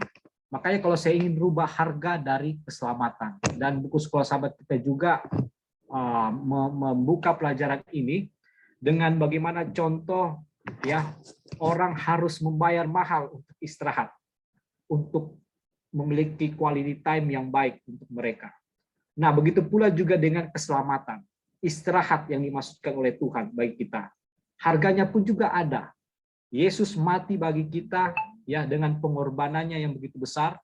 Ketika Adam dan Hawa kita melanggar akan apa yang Tuhan perintahkan, maka kalau kita lihat maka hukumannya mereka adalah mati. Ya, pendeta Protestan selalu menyampaikan mati yang dimaksud itu adalah mati rohani. Tetapi sesungguhnya penafsiran mereka itu tidak sesuai dengan Alkitabiah. Mati yang dimaksudkan dalam Alkitab ini adalah mati secara fisik. Ya, bahkan tulisan Ibrani pun menuliskan bahasa atau kata asli itu adalah mut. Ya, kalau teman-teman tahu mut itu artinya mati. Tetapi dalam Alkitab bahasa Ibrani tuliskan mut, artinya berapa? Berapa kali mati? 2 kali mati. Mut. Nah, inilah yang harus dihadapi oleh manusia pada saat itu. Bahkan kita pun juga harus mati. Tetapi karena harga mahal yang harus Yesus bayar di kayu salib, maka tentunya kita dapatkan keselamatan itu. Jadi seperti Pendeta Rian Sorenson telah sampaikan tadi bagi kita bahwa manfaatkanlah harga yang Tuhan sudah bayar bagi kita. Manfaatkanlah apa yang Tuhan sudah berikan, ya, keselamatan ini bagi kita untuk kita dapat pergunakan. Bahkan di toko-toko Alkitab pun juga tidak terlepas dari kesalahan yang mereka buat. Seperti contoh adalah tokoh yang kita kagumi adalah Daud, ya, seperti yang telah kita pelajari tadi. Kita tahu dia ini sangat terkenal, sangat mengandalkan Tuhan dalam hidupnya ketika dia mengalahkan si Goliat, ya. Dia meminta pertolongan Tuhan untuk bisa membantu bangsa Israel. Tetapi dia ternyata jatuh juga dari kehidupan dia, ya, ketika lihat Betsheba, ya, sedang mandi dan sebagainya, dari terpikirlah untuk melakukan sesuatu hal yang tidak diinginkan oleh Tuhan. Tetapi satu hal yang pasti bagi kita, yang jadi pelajaran bagi kisah Daud, ketika kita jatuh, jangan lupa cepat kembali. Inilah satu pelajaran yang bisa kita terima agar istirahat atau keselamatan yang diinginkan, yang menjadi pelajaran kita, dapat menjadi bagian kita untuk kita terima. Ketika kita jatuh, cepatlah kembali. Jangan menunda-nunda seperti ilustrasi tadi, ya, orang yang mengejarkan deadline, kita tunda-tunda, makanya pada saat nanti akan menjadi sangat repot bagi kita. Jadi ini mungkin tambahan bagi saya, Pendeta Rian, mengenai harga dari istirahat. Terima kasih. Puji Tuhan, terima kasih. Sangat banyak meneguhkan pelajaran kita di triwulan saat ini bicara mengenai istirahat. Tentunya sudah menjawab, ya, untuk Sister Melissa. Oke, apakah masih diberikan kesempatan untuk diskusi, atau silakan kalau masih ada lagi yang lain jika ingin menambahkan, karena ini secara praktikal jadi sangatlah mudah untuk dicerna. Boleh tambahan sedikit juga dari saya juga pribadi. Jadi dari kehancuran itulah Daud mulai menyadari bahwa satu-satunya cara untuk bertahan adalah terus tinggal di dalam pribadinya. Bukan meninggalkannya meskipun sejenak. Tuhan Yesus juga menetapkan hal terbaik dan paling penting di dalam hidupnya adalah melakukan dan menyelesaikan kehendak Allah. Jika kita menyadari kebenaran, semakin banyak ibadah atau bahkan semakin kita sibuk mengerjakan pekerjaan Tuhan, justru semakin baik. Terus bergerak selalu dengan Tuhan. Dan terus mencari pribadinya adalah cara terbaik untuk beristirahat. Seperti halnya bumi yang terus berputar secara stabil pada polos rotasinya, seperti itulah kita seharusnya hidup di dalam Tuhan. Karena ketika bumi mencoba berhenti berputar atau memperlambat putarannya, maka akan terjadi kehancuran. Jadi, bukankah kita memiliki begitu banyak contoh nyata dalam kehidupan yang menunjukkan hal ini? Jadi gini, kita tidak boleh, ya, namanya, biasanya begini. Kalau saya pribadi, ya, sebenarnya gini loh. Aduh, capek banget rasanya badan ini, pengen tidur tapi tugas belum selesai. Aduh, seandainya saja satu hari ini lebih dari 24 jam, lebih baik nggak usah saya acara rohani. Sebenarnya aku mau saya acara rohani, tapi takutnya nggak boleh deh, nggak boleh apa segala macam, nggak boleh itu, ya. Lebih baik berolahraga kayak di rumah gitu. Ini biar tubuh kita menjadi kuat gitu, ya. Jujur saja sekali-kali keluhan macam ini muncul di hatiku. Tetapi aku agak lega mendengar inti hari ini. Sebab sepertinya pengalaman serupa juga dialami oleh para rasul dan bahkan oleh Kristus sendiri. Markus 6 ayat 31. Sebab memang begitu banyaknya orang yang datang dan yang pergi, sehingga makammu mereka tidak sempat. Bisa dibayangkan betapa banyaknya orang yang meneliti Tuhan Yesus dan para rasulnya, entah mohon disembuhkan ataupun sekedar ingin mendengar pengajaran mereka. Jadi, akibatnya orang-orang di sekitar kita dapat menjadi korban. Entah itu suami, istri, anak-anak, bapak, ibu, pemuda-pemudi, teman sekelas, rekan sekantor, atau rekan sepelayanan, orang Sabah, orang senusantara, Orang mati, Maranatha Cijantung, jemaahku sekalian. Maka pesan Injil di hari ini menjadi lelapan bagi kita. Karena itu, setelah beristirahat, rasa segarnya tidak bertahan lama. Kita mesti jujur melihat bagaimana biasanya kita beristirahat. Mazmur 23 ayat 1-2, Tuhan adalah gembalaku, Ia membimbing aku ke air yang tenang, Ia menegakkan jiwaku. Tuhan Yesus yang pernah mengalami kelelahan seperti kita, pasti keadaan kita dan akan menolong kita. Matius 11 ayat 28. Marilah kepadaku, kamu yang letih lesu dan berbeban berat. Aku akan memberi keredaan kepadaku. Jadi, sedikitnya kepedihan karena telah meninggikan Tuhan, sumber air hidup yang sejati. Banyak orang mencari istirahat di tempat yang salah, yang bukannya memberi kelegaan jiwa, tetapi malah mendatangkan risiko kebinasan jiwa, kecanduan narkoba atau obat, minuman keras, dugem, seks bebas, ataupun pornografi, hanya sebagai contohnya. Tetapi mungkin saja istirahat kita tidak se-ekstrem. Contoh di atas, bisa saja istirahat kita hanyalah tidur atau makan di rumah makan, nonton film, jalan-jalan ke mall, atau sekedar berkunjung ke teman-teman. Tapi oleh karena itu, sebenarnya hari libur atau istirahat bukanlah waktu yang dimasukkan agar kita bersantai tidak melakukan apapun. Asalkan daripada merasa enak, saat istirahat memang kita melepas kelelahan jasmani. Namun sebenarnya kita pun perlu memberi perhatian kepada kelelahan rohani, sebab pada dasarnya istirahat merupakan waktu pemulihan untuk menimba kekuatan, membentuk cita-cita, dan membuat rencana untuk menghadapi hari-hari selanjutnya. Tuhan memberkati kita. Haleluya. Amin. Ya. Terima kasih, Brother Yoram.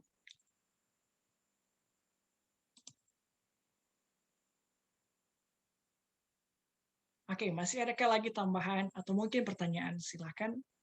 Karena benar sekali lagi, titik paling penting di sini adalah bicara istirahat dalam Kristus. Dan istirahat dalam Kristus ini juga membawa kita kepada pilihan-pilihan yang Tuhan sudah berikan, seperti pelajaran pertama, kita istirahat di jam malam, kita beristirahat juga di hari Sabat khususnya, seperti saat ini. Lalu selanjutnya, hati-hati dalam kita mementingkan diri. Kita perlu untuk selalu datang dengan rendah hati, minta Tuhan tuntun semua pilihan-pilihan yang saya akan ambil. Apakah cita-cita, besar, kecil, pilihan setiap harinya kita diperhadapkan. Kenapa tidak kita selalu datang kepada Tuhan dalam doa? Buka mata cakrawala kita. Mana yang menyenangkan Tuhan? Adakah lagi dari sahabat-sahabat? Silahkan. Brother Rembangan Dilan. Nanti Pendeta Heskia nanti terakhir. Nutup. Kori ya habis itu. Oh, masih ada Kak. Silakan. Silakan, Brother. Oke, baik. Terima kasih. Saya bingung ini mau panggil Kak Ryan pendeta atau mau panggil Kak saja. Bebas. Karena biasanya kalau ketemu itu selalu panggil Kak kan. Puji Tuhan. Oke, baik, terima kasih. Ini satu pelajaran yang luar biasa untuk kita saat ini. Perlu kita ingat bahwa setiap dosa itu pasti ada konsekuensinya. Tapi satu hal yang luar biasa dari Daud, ketika Nabi Nathan menegur dia berbalik kepada Tuhan. Dan dia tidak takut akan konsekuensi yang akan dialami. Karena di dalam dia menyadari bahwa di dalam Tuhan itu ada kasih karunia. Begitu pula dengan kita sekarang. Ketika kita berbuat dosa, seharusnya kita tidak perlu takut dengan konsekuensi yang akan kita alami. Karena setiap orang yang berbuat dosa pasti ada konsekuensinya. Kenapa kita tidak perlu takut? Kenapa kita tidak perlu takut? Karena ini yang perlu kita pikirkan. Setiap orang yang berbuat dosa pasti ada konsekuensi, ada hukuman. Tetapi di dalam penghukuman itu, bagi orang yang mau bertobat, dia akan belajar dari setiap konsekuensi yang akan dia terima. Bahwa Tuhan menginginkan supaya dia itu bisa beroleh keselamatan. Dan di balik setiap konsekuensi yang akan dia terima, di akhirnya itu pasti akan ada keindahan. Artinya akan ada sesuatu yang indah yang akan Tuhan sediakan. Dan kasih karunia Tuhan itu selalu nyata baginya. Tidak perlu takut, artinya dia selalu memikirkan bahwa kasih karunia Tuhan itu selalu nyata bagi kehidupannya. Jadi inilah yang perlu kita pikirkan sebagai umat-umat Tuhan.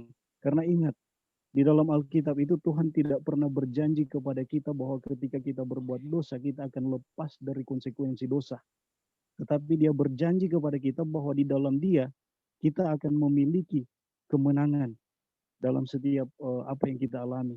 Kemudian Tuhan tidak pernah berjanji kepada kita untuk menghapuskan setiap konsekuensi yang akan kita alami, tetapi dia berjanji kepada kita bahwa dia akan memberikan kelegaan kalau kita lebih mengutamakan dia. Jadi inilah yang perlu kita pelajari dari apa yang saya dapat juga. Terima kasih. Ya, terima kasih. Meneguhkan bahwa Tuhan akan memberikan kita hidup yang baru di tengah keretakan oleh karena dosa. Jadi memang benar seperti hari Jumat tadi, Brother di Rembangan Dilan juga sudah tambahkan bahwa bukan karena kita takut akan konsekuensi, tapi kita datang kepada Tuhan menyadari bahwa hati kita sudah sangat kotor. Jadi apapun konsekuensinya kita akan terima saja. Tapi kita mau datang kepada Tuhan. Dan Tuhan pasti berikan pembersihan yang luar biasa. Terima kasih Brother Dilan. Oke, dari Brother Hizkia tadi, silakan. Nanti Kak Kori tutup. Silakan Brother Pendeta Hizkia. Terima kasih. Saya tidak jelaskan lama-lama. Terima kasih untuk Pendeta Raing Saronsong yang sudah memberikan keterangan lebih jelas untuk pelajaran sekolah sahabat kita pada saat ini. Dan yang saya jelaskan sedikit adalah waktu.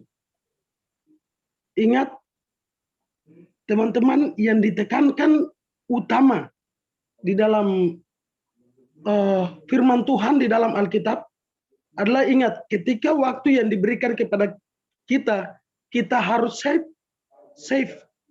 Yang utama adalah Tuhan.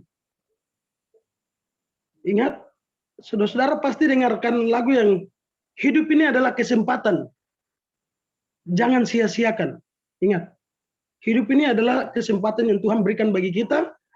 Marilah kita melayani untuk melayani orang lain, bahkan mengabarkan Injil ke seluruh dunia. Itu adalah utama amanat agung yang Yesus tinggalkan bagi saudara dengan saya. Jadi, jangan juga kita beristirahat, tapi kita tidak ada save waktu untuk kita mengadakan penginjilan, baik melalui hubungan kita dengan orang lain, cara tutur kata kita, baik kasih yang kita memberikan, membantu kepada orang lain, itulah perbuatan yang Tuhan mau supaya kita harus lakukan. Itulah istirahat yang sebenarnya kita harus beristirahat di dalam Tuhan adalah kita men-save waktu kita hubungan dekat dengan Tuhan. Pada saat Raja Daud, dia tahu pada saat dia jatuh di dalam dosa, dia datang kepada Tuhan. Dia men-save waktu untuk dia bertemu dengan Tuhan. Pengampunan dosanya. Jadi mungkin teman-teman semua dan kita semua, marilah kita save, kita punya waktu ini untuk menjadi berkat. Itu yang utamanya adalah Matius pasal 22 ayat 35 dan 36 itu jelas bahwa kasih kepada Allah dan kasih kepada sesama manusia. Marilah kita menginjil menjadi terang dimanapun kita berada. Itulah sebabnya Matius pasalnya yang kelima ayatnya yang ke-16, hendaklah terangmu bercahaya di depan orang supaya orang dapat melihat perbuatanmu yang baik dan memuliakan Bapamu yang di surga. Jadi marilah kita, waktu kita menjadi terang dimanapun kita berada, dan ketika Tuhan datang dan melihat akan perbuatan-perbuatan kita yang berkenan dan melakukan akan pekerjaannya, dengan demikian saudara dengan saya kita akan diselamatkan. Oke, itu saja. Saya kembalikan lagi kepada Pendeta Rain. Tuhan memberkati. Puji Tuhan, sangat menguatkan, semakin meneguhkan, melengkapi pelajaran kita. Terima kasih. Selanjutnya Kak Kori, di waktu yang sisa. Baik, shalom semuanya, selamat hari Sabat. suara saya terdengar? Sangat jelas. Long time no see ya teman-teman. Pelajaran sekolah sahabat yang kita pelajari pada saat ini bagi saya lebih dari sekedar tidur, lebih dari sekedar peristirahatan fisik. Teman-teman tahu kondisi dunia saat ini, setiap hari tangisan, setiap hari gelisah, setiap hari pikiran kita tidak pernah berhenti untuk berpikir Tuhan ini apalagi. Kita hidup di zaman di mana pikiran kita tidak bisa beristirahat dengan tenang. Kita hidup di masa-masa di mana kita merasa ini sangat mencekam karena dosa. Peristirahatan harga dari sebuah istirahat, pikiran harga dari sebuah peristirahatan istirahat yang benar-benar merasa istirahat. Ketika saya tidur saya tidak merasa gelisah. Pernahkah saudara-saudara, teman-teman, ketika tidur pas bangun tuh rasanya capek? Saya sudah tidur tapi saya capek. Saya sudah tidur tapi saya lelah. Saya merasa hampa. Mungkin saja itu terjadi sama kita, teman-teman. Ada keluarga yang sakit, ada keluarga yang meninggal, atau bahkan ada dosa sendiri yang kita lakukan, yang seperti Raja Daud lakukan, tapi tidak diketahui orang lain, tapi Tuhan tahu. Setan merongrong kita, supaya kita tidak bisa beristirahat, supaya kita tidak mendapatkan istirahat yang sesungguhnya. Dan inilah yang Tuhan mau kasih sama kita. Inilah yang Tuhan janjikan sama kita, sebuah harga dari istirahat yang benar-benar berkualitas. Istirahat di dalam Tuhan, di mana ketika kita mengakui segala dosa kita, ketika saya menyerahkan seluruh pergumulan saya sama Dia, saya bisa tenang. Saya tidak tidur, saya tidak berpikir ketika saya tidur. Saya tidak takut ketika saya bangun. Saya tidak khawatir. Raja Daud di tengah-tengah sulitnya dia beristirahat di dalam pikirannya, dia menemui Tuhan. Dia membawa semua itu kepada Tuhan. Melalui Nabi Nathan, dia disadarkan bahwa dia tidak bisa menyelesaikan kegelisahan hatinya sendiri. Teman-teman, kita tidak bisa menyelesaikan kegelisahan hati kita sendiri. Kita tidak bisa menemukan istirahat yang sesungguhnya dengan diri kita sendiri. Kita cuma bisa menemukan itu di dalam Tuhan. That's why Raja Daud berkata, jadikan hatiku tahir, ya Allah, dan berbarilah batinku. Jadikan hatiku tahir, ya Allah, dan perbarilah batinku. Jangan buang aku dari hadapan-Mu, jangan ambil roh-Mu dariku. Bagikan lagi bahagia keselamatanku, dan perbarilah batinku. Mazmur 51 berkata bahwa bersihkan saya dari dosa, biarkanlah saya girang, biarkanlah saya bersuka cita, biarkanlah saya tenang, biarlah tulang-tulang yang Kau remukkan itu bisa bersorak-sorak kembali. Tuhan, saya capek dengan dosa-dosa saya. Ampunilah saya, Tuhan. Mari kita sama-sama berdoa untuk pengampunan diri kita, untuk pengampunan bangsa kita, dan bersiaplah untuk ketenangan yang sesungguhnya. Ketenangan pikiran yang sesungguhnya. Teman-teman, kita hidup, sekali lagi saya katakan, kita hidup di mana dunia ini tidak punya rasa tenang, tidak bisa beristirahat dengan tenang walaupun dia tidur. Maka serahkanlah seluruhnya itu kepada Tuhan. Terima kasih. Kasih Kak Kori, sangat meneguhkan dan semakin melengkapi. Karena sekali lagi pelajaran sekolah sahabat kita bukanlah satu atau dua atau pemimpin atau saya yang lebih tahu, tapi ini saling melengkapi semua puzzle yang kita dapatkan dari pelajaran kita dan menjadi pelajaran yang sangat sempurna untuk kita bawa di esok hari.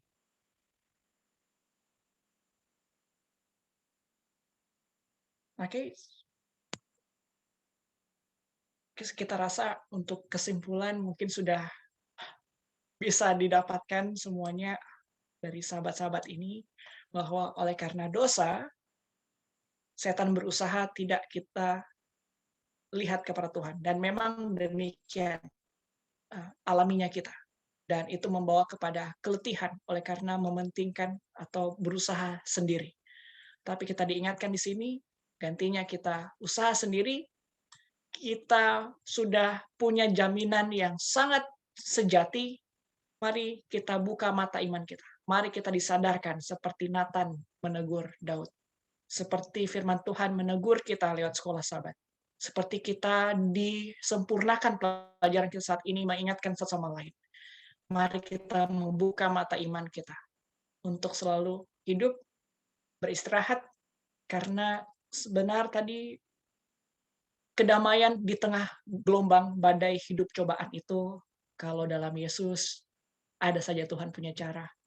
Lewat malam ini, lewat hubungan kita dengan Tuhan, ada saja Tuhan mau kasih jalan-jalan yang selalu tenang, walaupun badai besar.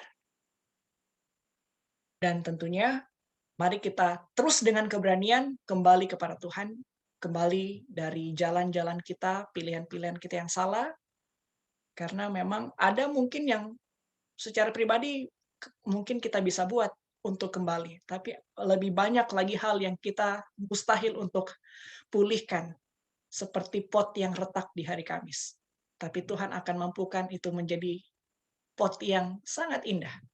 Kita semua menjadi pribadi-pribadi yang jauh indah. Dan tantangannya, mari kita ambil kesempatan untuk juga jadi berkat bagi kehidupan orang lain yang mungkin belum beristirahat dalam Kristus. Dan pelajaran sahabat selanjutnya semakin menegaskan kepada kita pentingnya. Marilah datang kepada Tuhan. Semua yang letih lesu dan beban berat. Tuhan akan memberikan kelegaan. Kiranya Tuhan memberkati untuk pelajaran besok. Apakah daring maupun luring, tapi kalau di Manado kita semua sudah daring kembali oleh karena kasus yang bertambah. Dan tentunya sebagian besar ya dari sahabat-sahabat sekalian se-Nusantara kiranya tetap beristirahat dalam Tuhan. Usai ini, mari kita terus beristirahat dalam Tuhan. Segala batin kita, kehidupan kita selalu datang mempercayakan segalanya kepadanya. Doa tutup kesempatan ini sebelum berpisah, Brother Pendeta Hizkia Kaliele. Silakan.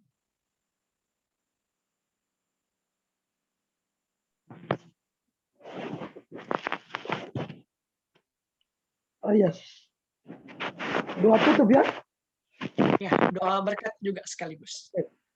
Mari kita satu dalam doa.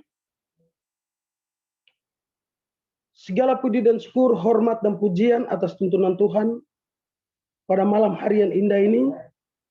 Kami boleh diberkati lagi melalui satu pelajaran yang sangat menarik bagi kami bagaimana beristirahat di dalam Tuhan. Tuhan di dalam kehidupan umat Tuhan, secara khusus dari Sabang sampai Merauke di Indonesia, kami dalam menghadapi masa-masa kegelisahan, rata tangis, duka cita, karena orang-orang yang tersayang kami telah pergi. Tapi kami yakin dan percaya bahwa Yesus mengatakan di dalam Yohanes pasal yang ke-11 ayat yang ke-25, akulah kebangkitan dan hidup, barang siapa percaya kepadaku ia akan hidup, walaupun ia sudah mati. Walaupun sahabat, saudari kita, sanak saudara, dimanapun mereka berada yang berduka cita, kami yakin dan percaya Yesus memberikan penghiburan di dalam Matius pasal yang ke-11 ayat yang ke-28, marilah kepadaku, semua yang letih lesu dan berbeban berat, aku akan memberikan kelegaan. Biarlah pada saat malam hari ini, Tuhan akan memberikan kekuatan, kesehatan bagi teman-teman kami semua ini, bahkan secara khusus Pendeta Rain Saronsong yang sudah membentangkan firman Tuhan melalui pelajaran sekolah Sabat. Biarlah dapat menguatkan iman kepercayaan kami untuk kami lebih teguh dekat dengan Tuhan dalam setiap waktu-waktu yang kami mengatur secara khusus dengan Tuhan. Pada saat ini memberkati juga officer PAGM dalam setiap kehidupan mereka. Tuhan Engkau menjadikan mereka mercusuar terang dimanapun mereka berada, dengan terang yang mereka telah lakukan melalui Zoom meeting ini. Biarlah kami semua dapat diberkati untuk dekat dengan Tuhan. Tuhan Engkau memberkati kami masing-masing pada malam hari ini dalam peristirahatan kami. Biarlah Tuhan, tuntunan kuasa Roh Kudus, malaikat Tuhan berpasukan untuk menjaga kami semua sampai kami akan bangun pada besok pagi untuk kami dapat beribadah, mengadakan puji-pujian dan penyembahan kepada Engkau. Terima kasih Tuhan, hanya di dalam nama Yesus yang adalah Tuhan dan Juru Selamat kami yang mengajarkan kami untuk berdoa. Bapa kami yang di surga, dikuduskanlah namamu, datanglah kerajaan-Mu, jadilah kehendak-Mu di bumi seperti di surga. Berikanlah kami pada hari ini makanan kami yang secukupnya, dan ampunilah kami akan kesalahan kami, seperti kami juga telah mengampuni orang yang bersalah kepada kami. Dan jangan membawa kami ke dalam pencobaan, tetapi lepaskan kami daripada yang jahat. Karena Engkau punya kerajaan, dan kuasa, dan kemuliaan, sampai selama-lamanya. Amin.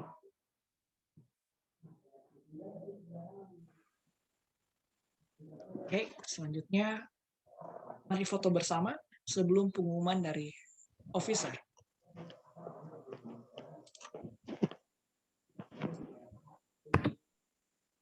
Baik, kita foto. Open cam mungkin teman-teman. Iya, saya baru lihat 2 orang. Wah, thank you semua. Open cam semuanya, open cam. Betul, betul Valeria Ram. Oke. Kita mulai 2, 3. Ini lagi ya, karena ini ada 2 slide ya. Berapa slide, Van? Ada 2 saja. Terakhir ini. 2, 3. Oke.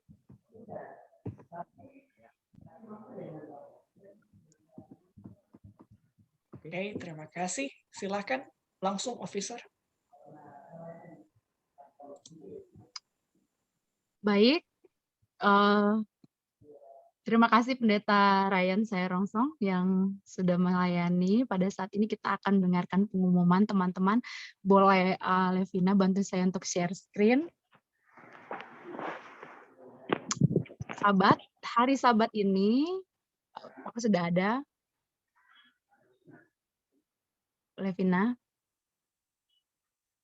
Oke, thank you Van. Jadi hari Sabat ini kita boleh ya teman-teman kita sama-sama berbakti di SSD Young Pro.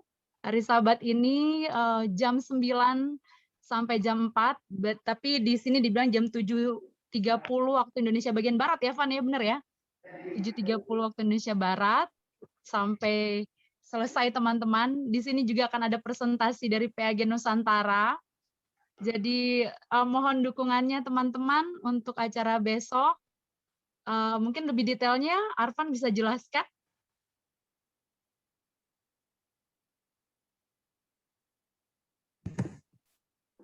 Oke. Ya, seperti yang diinfokan tadi oleh Kak Kori bahwa besok ya kita akan kumpul di acara ini mulai dari pagi sampai pada sore hari. Nah, yang perlu kita ketahui di sini kenapa acara ini kita harus bergabung? Karena ini acara yang akan hanya dihadiri oleh orang-orang muda, khususnya yang lebih ke profesional dari mahasiswa sampai pada yang sudah bekerja. Dan ini bukan cuma di Indonesia, tapi ke seluruh divisi kita, baik dari India, baik dari Singapura, Malaysia, Thailand, apalagi daerah divisi kita. banyak negara lain, ya Kamboja dan sebagainya. Mereka akan berkumpul di sini, ya, dan hanya orang-orang muda, dan itu mengapa kita harus masuk untuk melihat seberapa banyak orang-orang muda yang ada di daerah atau di daerah divisi Pasifik Asia Selatan. Nah, ini yang perlu kita ketahui. Dan yang kedua juga tadi seperti yang disampaikan bahwa apa ya, kok jadi saya lupa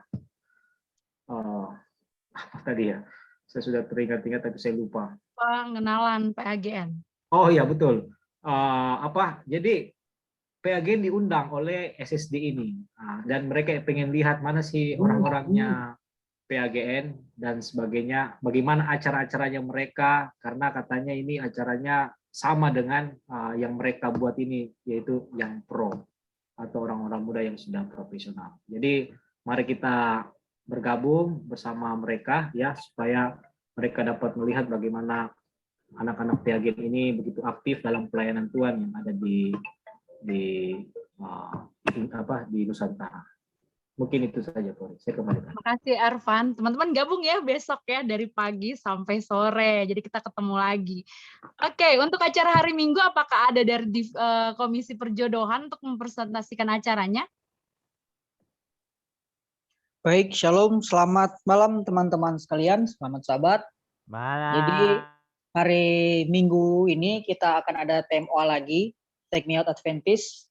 Tapi pembicara kita kali ini juga ada tamu spesial, pendeta ya belum terlalu bisa dikatakan tidak terlalu tua dan juga tidak terlalu muda, jadi sedang-sedang saja. Dan jadi pola pikir tentu lebih asik, lebih ke arah orang-orang muda. Dan juga kita punya special guest untuk hari Minggu. Lagu spesial kita akan dinyanyikan oleh salah satu peserta Indonesian Idol, dan itu orang Advent. Jadi teman-teman wajib hadir pada hari Minggu jam 7 malam acara Take Me Out Adventist.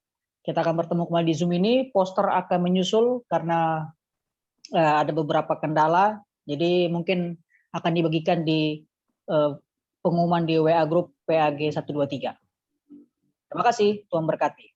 Terima kasih Pastor Paulus. Ya, teman-teman untuk tahu banyak hal nanti, lebih banyak hal tentang acara-acara PAG Nusantara, silahkan follow, subscribe akun PAG Nusantara di medsosnya.